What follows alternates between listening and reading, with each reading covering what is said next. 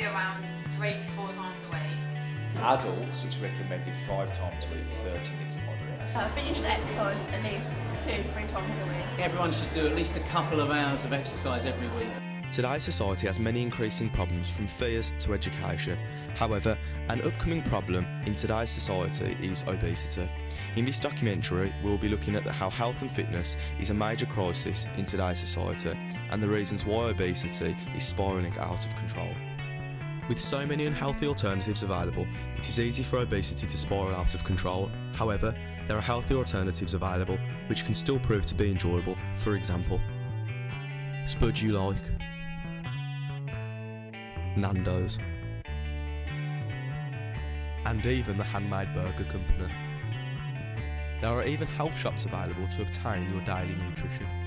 There are numerous products that are high in protein, carbohydrates and also vitamin C, all of which are needed for a healthy and balanced diet. Harriet Fowler, personal trainer at David Lloyd Gym, will explain more. When we talk about healthy eating, it's not kind of anything to do with just salads and all boring stuff, so you can make it mixed up a little bit. Green tea as well is quite good, boosts your metabolism. In 2010, it was recorded that 26% of the UK population was classed as obese. That's 1 in every 4 people. This number had increased by 10% from 15 years prior in 1995. If the obesity rate increases at this speed, it is predicted that by 2015 there will be 2.3 billion people overweight, of which 700 million people will be classed as clinically obese. So, if so many people are eating so much, why have they not done anything about their diet? Is it because of a lack of motivation? We came to the Sixth Form College Solihull to interview Gavin Shepherd, PE specialist at the college gym. They're definitely not doing enough, and there's a major problem with obesity. I think we see their obesity levels which have doubled in the last 20 years at least. So there is a real problem. There's a problem with adults as well, in terms of there's about 37% in the latest statistics of adults are actually getting that recommended daily allowance of fitness. For men, I think 25% of women are doing the correct recommended. Youngsters again are doing nowhere near. Even I did looked at my A-level PE classes. Some are doing the recommended daily allowance, and that's PE students. So other students around college will be doing absolutely nowhere near it. And also David Lloyd's fitness instructor, Harriet Fowler. Some people do and some people don't. However, the people that sort of don't, I think that's because they can't afford to come into a gym and like there's not enough free things going on. People that do generally come into a gym sort of Monday to Friday, I reckon around 3 times a week. Whilst at the college, we also interviewed a number of students to voice their opinions on the fitness and health topic and whether they feel that they do a sufficient amount of exercise daily.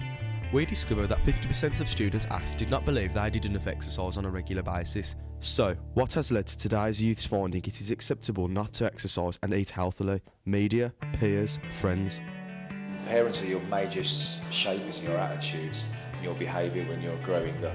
They're the biggest impact on your socialisation, your attitude, your behaviour towards everything. Peer group gets important to teenagers now, your peers, but when you're growing up, it's your parents really who do get you interested in physical activity. And unfortunately, if they're poor role models and live poor lifestyles, then it's going to be very hard for a child to actually be healthy, eat well, exercise well. Media has a huge influence on everyone's behaviour. It's one of the major origins of attitudes that they can impact on people in terms of what is deemed acceptable.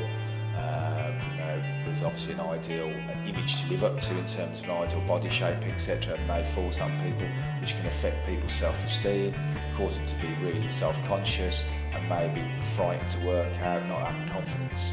But they do shape everyone's attitudes in terms of how you behave, not just in sport, but obviously in your behaviour generally in life. So they have a huge impact with the media, social networking, the internet is massive now.